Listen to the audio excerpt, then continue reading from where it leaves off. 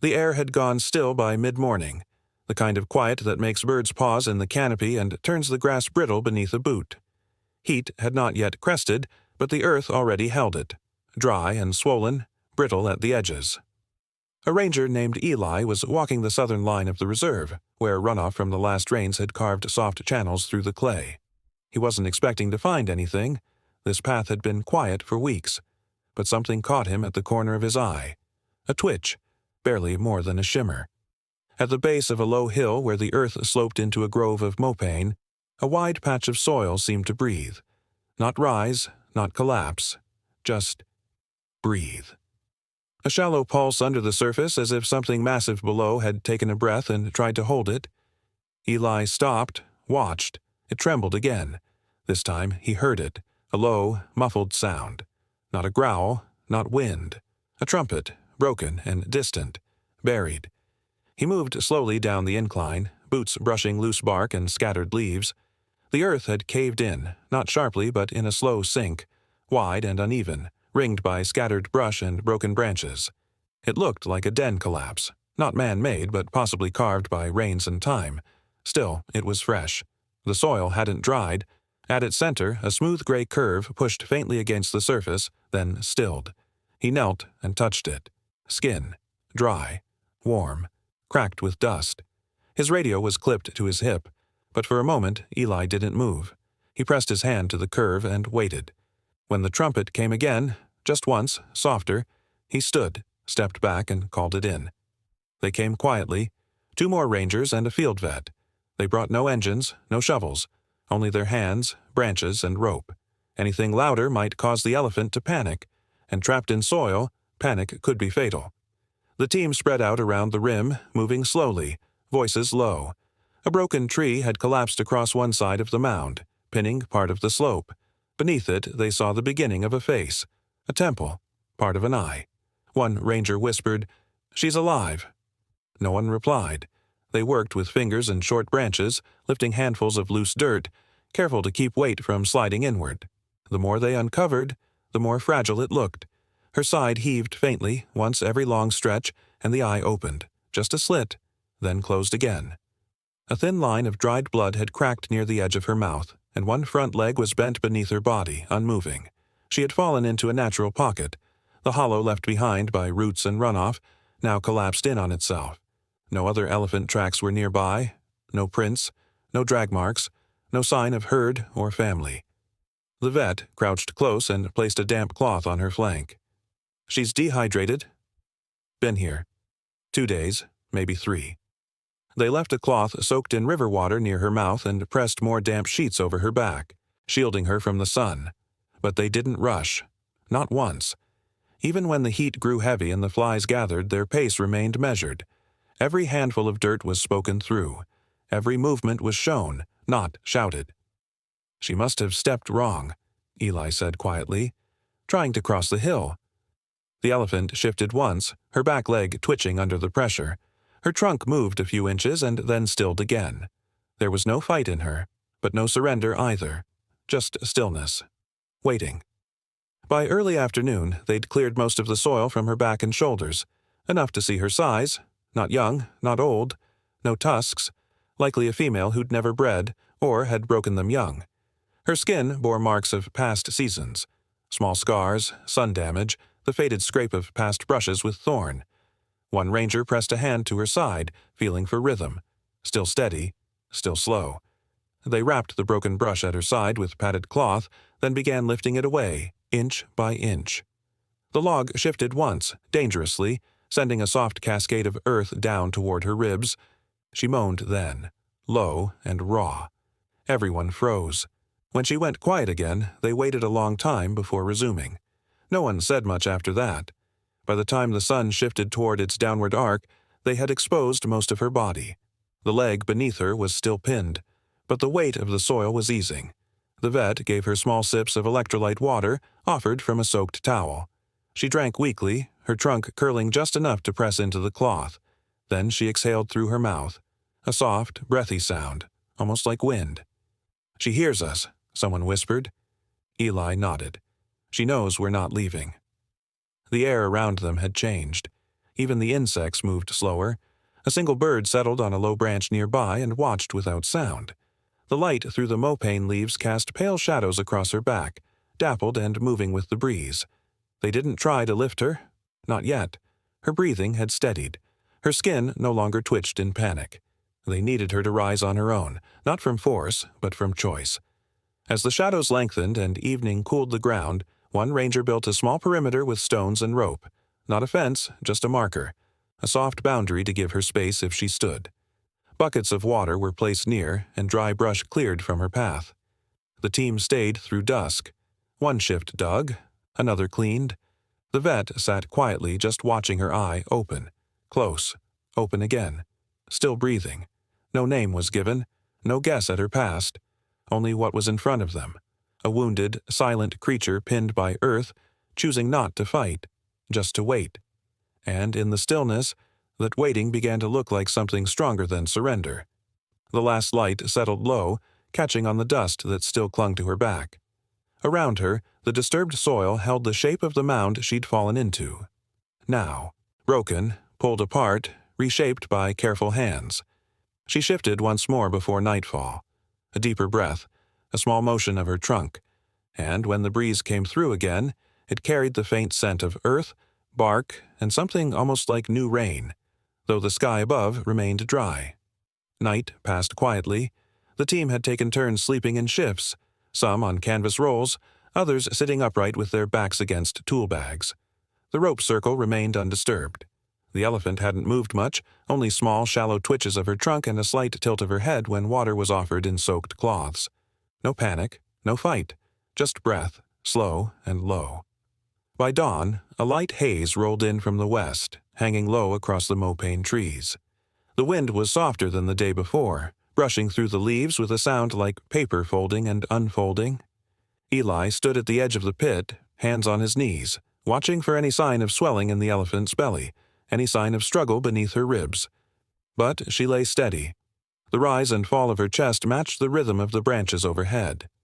When the vet returned from checking the supply bag, he crouched beside her, placing his palm flat against the rough skin of her shoulder. She didn't flinch. A good sign.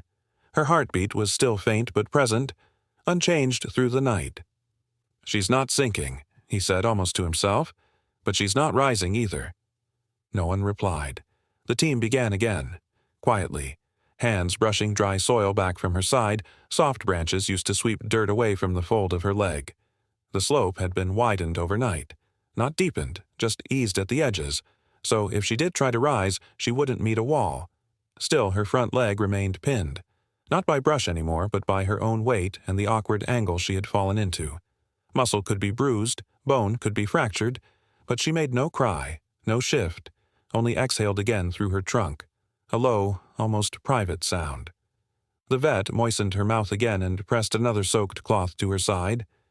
"It's okay, girl," he whispered. "We're here." Her eye opened then. Not wide, not all at once, just a thin slit of dark, glistening with dust and earth. It moved, slowly, toward the voice. The team stopped moving. Her trunk twitched. Only once. A slight turn, enough to brush the edge of the cloth, then fall still again. Eli knelt beside her, the same quiet weight in his chest he'd felt the day before. "She hears you," he said softly. "She's still choosing." They worked in silence for a long stretch after that. The light rose through the trees, and the haze burned away. Birds began their calls again, distant and non-intrusive. The soft digging continued, careful, slow scoops clearing the packed dust from her flank, her lower back, beneath her ribs. With each handful removed, her shape became clearer, the outline of her hip. The sun-cracked lines down her hind leg, the curve of her spine that still bore the full burden of her weight. There were no external wounds now, nothing open or bleeding, but her right side was bruised along the rib line, and her shoulder pressed at a strange inward angle. They didn't move her. They just made space. For air, for rest, for choice. Around midday, she shifted again. The motion was slow, deliberate. Her back leg extended a few inches, pressing against the softened slope beside her. Her body rocked slightly, not enough to roll, just enough to ease pressure from the pinning angle. Everyone stepped back. She didn't cry out, didn't trumpet, only paused, breathed again, and stilled. "She knows," the vet murmured, "where her body is. Where we are." The cloth near her mouth had dried, so they replaced it.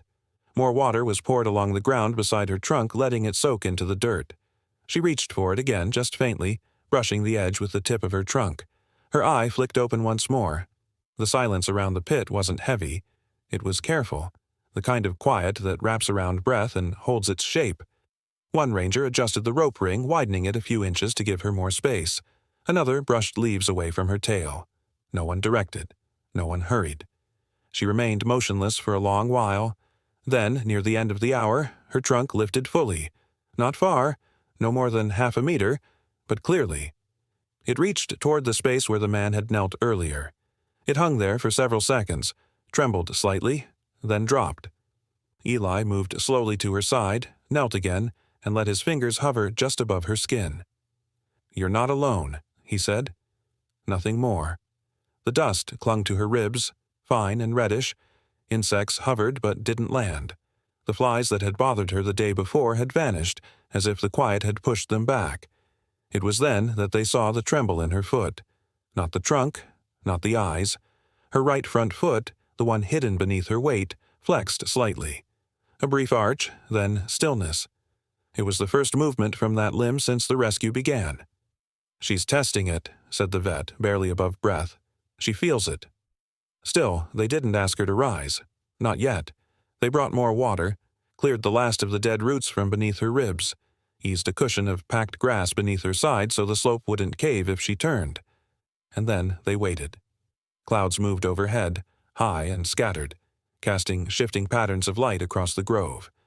The pit was cooler now, not by much, but enough to ease the heat from her side. Her breathing held steady, not deep, not rapid, just even. When evening approached, a second cloth was placed gently across her brow, dampened and cleaned. She didn't flinch. Her eye closed. She'd made it another day. No one said the word hope. Not out loud. It wasn't needed.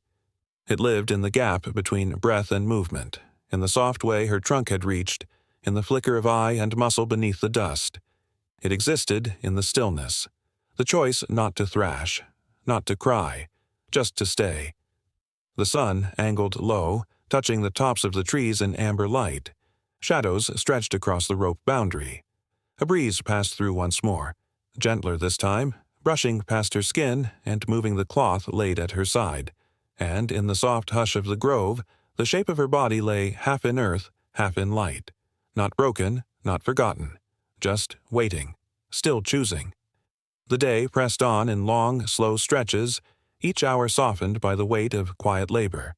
The team had cleared nearly all that remained of the pit's interior by mid-afternoon, not digging deeper but reshaping the space around her with wide, shallow slopes to ease her movement. Where steep dirt walls had once held her in, there were now soft gradients padded with dry grass and torn cloth. A perimeter of flattened branches formed a buffer between her and the edges. Her name was still unknown, and it didn't matter. They spoke to her in touch, in water, in stillness. The vet remained nearby, checking the flex of her rear legs, watching for signs of circulation or swelling. He didn't push. He knelt beside her, sometimes for long stretches, saying nothing at all. One ranger gently brushed the dust from behind her ear with a frayed corner of cloth. Another removed old leaves that had clung to her underbelly during the collapse. All of it done without urgency. The only rhythm they followed was hers, breath by breath. At one point she shifted her back leg again, testing weight. Her ribs expanded more fully than before, and her trunk lifted several inches before drifting back to rest near the moistened earth. "We're almost there," the vet said softly. "Almost." The sun was low now, throwing golden streaks across the pit. The air had cooled slightly. A faint hush settled over the space as if the day itself had leaned in to watch. They soaked more cloths and laid them across her back and shoulders. The contact, brief and cooling, earned no response, but she didn't shy away. Her breathing remained slow and even. Her eye opened for a moment, then closed again. The man named Eli sat near her front feet, one knee in the dirt. He reached down and traced a line beside her leg, not touching her, only marking the soil, giving her a reference if she moved. His hands were dry, cracked from hours of sifting grit and bark. He poured water gently along the slope, letting it pool near her mouth again. She reached her trunk toward it, just slightly, just enough, and then a shift. It began with her left hind foot, pressing back into the dirt, toes splaying for grip. Her side tensed, barely visible, a faint quiver beneath the folds of sun-darkened skin. Her flank rose maybe an inch, then fell. No one moved. She tried. Again. This time her shoulder rolled forward, a deeper motion, anchored by the back legs. But her front feet slipped in the soft earth. She exhaled sharply and her head dropped, chin to ground. The rangers waited. One leaned forward instinctively, but Eli raised a hand without turning. "Let her," he whispered. The third attempt came minutes later. Longer, stronger. Her legs pushed in unison now, back first, then front. The weight of her body began to lift. Her side muscles tightened, hips rotating ever so slightly as her back legs braced against the slope. Her front legs, still weak, slid outward again, but this time she didn't fall. She stayed there, half raised, a moment suspended. She swayed, ribs shaking, trunk stretched forward for balance. But she didn't drop. Dust clung to her side. Her ears flicked once. A sharp tremble ran from her shoulder to her haunches, as if every cell had reawakened all at once. Then, inch by inch, she brought her front feet beneath her. Not perfectly, not steady, but they held. She was up. Not fully upright, not standing strong, but lifted, on all fours, swaying, still. A breath rippled through the group like wind through tall grass. The vet stepped back without a word. One of the rangers whispered, "She's doing it." They didn't cheer. No one clapped or cried. They just watched. Her body held a slight lean to the left, and one front leg trembled beneath her weight. Her skin was lined with dust and water streaks, one eye still half closed. But she was up, out of the earth, out of the pit that had swallowed her whole 2 days before. The grove around them grew quieter still. Even the birds stopped calling. The elephant turned her head slightly, not toward the slope, not toward escape, but toward the sound of water poured again into a shallow depression at her side. Her trunk dipped once, curling toward it. She drank. Then she stood straighter. Her back legs found more certainty in the slope. Her front legs braced fully beneath her chest. She raised her head an inch higher, and her ears fanned wide, not in fear, but in awareness. She knew where she was, and she was still here. The rangers stepped further back, giving her space. One began gathering the discarded cloths. Another smoothed the slope behind her to ease her exit. No one turned away, and still she stood. Long minutes passed. The golden light fell across the shallow bowl of the pit, glinting along the folds of her side. She adjusted her stance once, shifting weight from right to left. Her trunk rested near the ground, tip twitching against the soil. Her breathing deepened. Not labored, not panicked, just steady. "She's strong," the vet said. "More than I thought." But Eli shook his head. "Not just strong," he murmured. She decided. A breeze moved through the mopane trees above them. Leaves flickered silver in the light. Dust rose and settled again. She didn't step forward. Not yet. But she didn't falter either.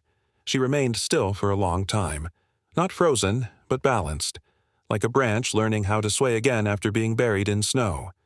When the sun dipped lower and the sky began to tint lavender, she finally moved. One slow step forward, then another. Her legs shook. Her trunk dragged. But her direction was clear. Uphill, toward the edge of the shallow den.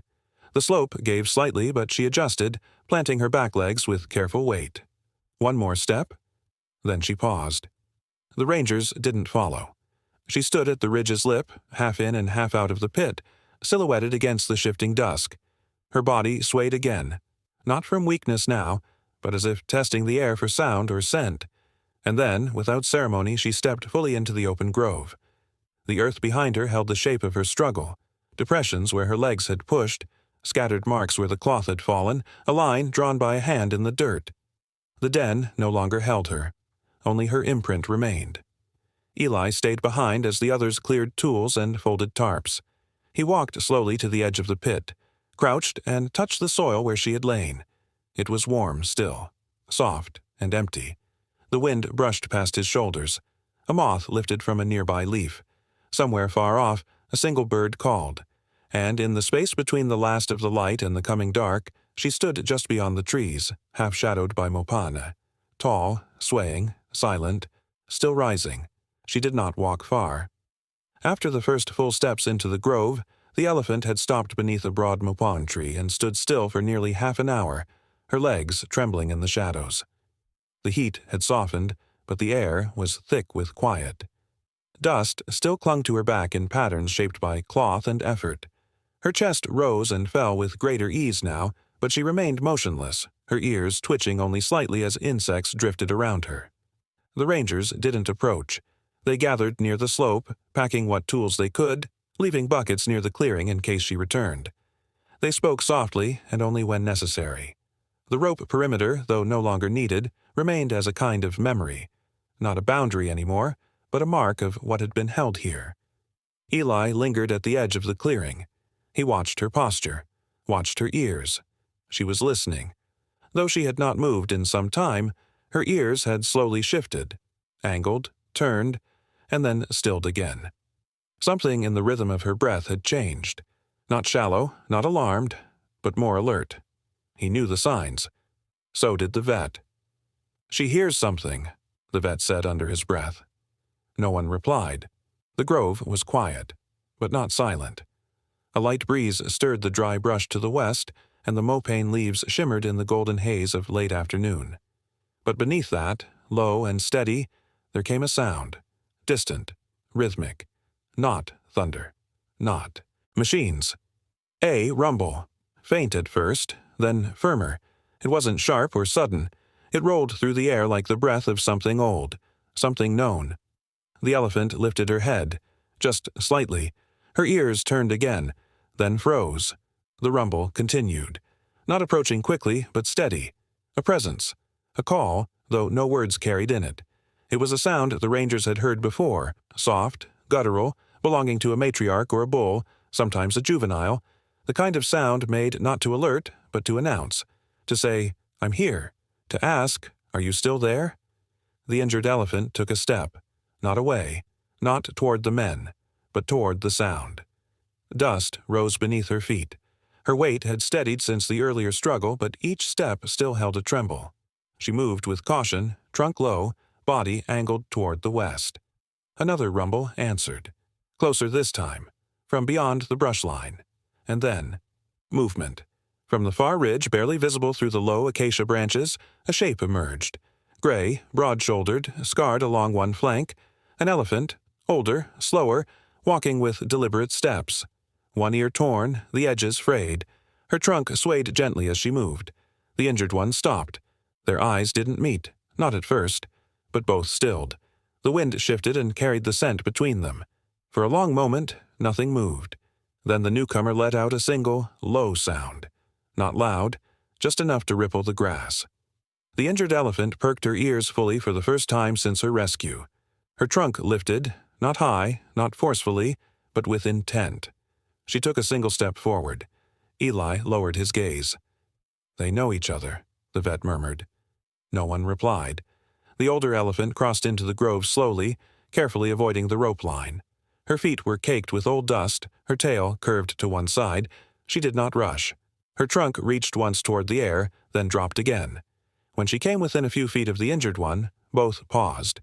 Then, with no sound, they pressed their trunks together. It was not a dramatic reunion. There was no trumpeting, no stamping, only touch. The older one's trunk curved along the side of the injured one's jaw. The injured elephant leaned forward, slow, shaking, and pressed her face into the other's neck. They stayed that way for a long time. No sound passed between them, but their bodies trembled with the closeness, the kind of trembling not from fear, but from the release of something held too long. A waiting finally answered. The rangers stood still. Even the birds seemed to hold their calls. The older elephant adjusted her stance, angling her side toward the injured one. Her shoulder brushed lightly against her flank. A gesture of presence, of protection. The injured one exhaled deeply, her first true breath since standing. Her ears sagged at the tips and her legs softened beneath her. She didn't fall, but she leaned into the other's body, into that shelter, into the weight that held her. "They came," Eli said softly. She wasn't alone. The older elephant remained steady, taking the full weight of the injured one without resistance. Her head lowered slightly and her trunk curled up beneath the younger's chin. Around them, the grove returned to its hush. The breeze passed once more, carrying dust and leaf scent, and the light began to slip toward evening. Shadows stretched long across the rope circle, now only a faint memory in the dirt. The two elephants stood side by side, unmoving. Later, the older one took a step. Just one. Slow. The younger did not follow immediately, but her trunk lifted again and her body adjusted, as if preparing. They didn't leave yet. Not that day, but they stood together long after the sun dipped behind the western hills. The rangers packed what remained, leaving behind the softened cloths and the clear water basin.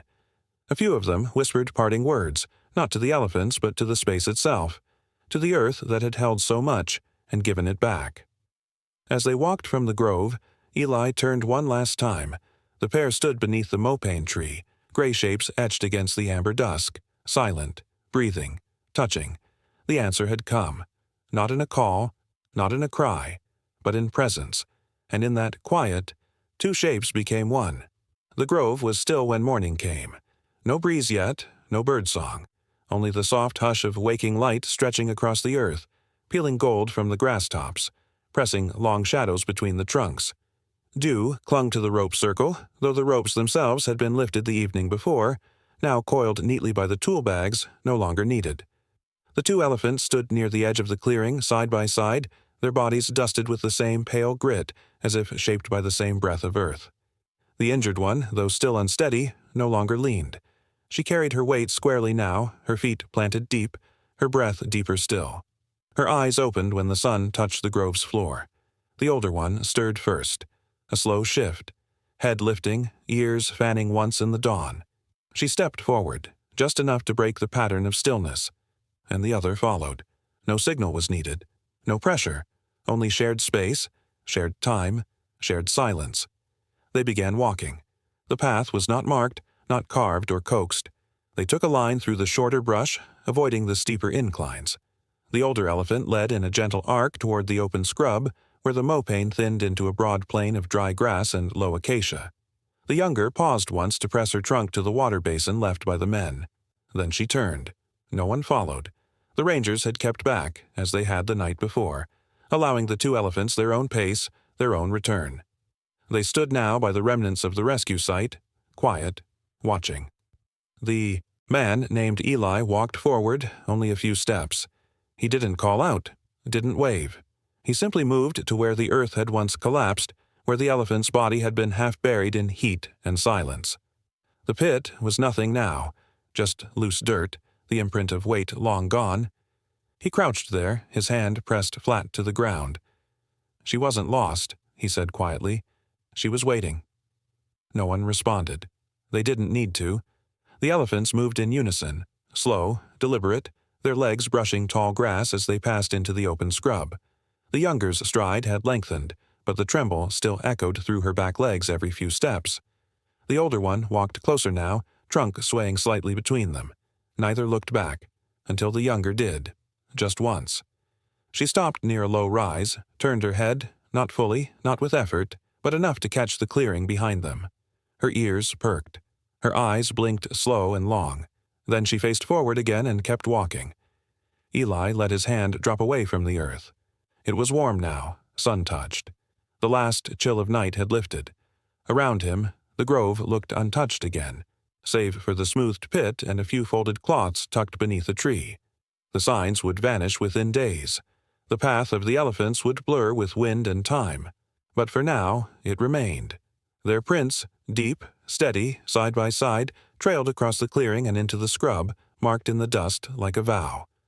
The rangers stayed for a while longer. No one rushed to leave. They packed tools quietly, poured the last water from the canvas drums into the basin, and scattered dried leaves across the cleared slope. The sun rose higher, brightening the ridgeline, and a few birds began to call from the higher branches. The elephants had disappeared beyond the first hill, still together, still walking. Eli stood one last time before leaving, his eyes on the place where they had stood that morning, that impossible pair, joined not by rescue but by return. The earth beneath him was just dirt again, but he would carry the shape of that silence forever.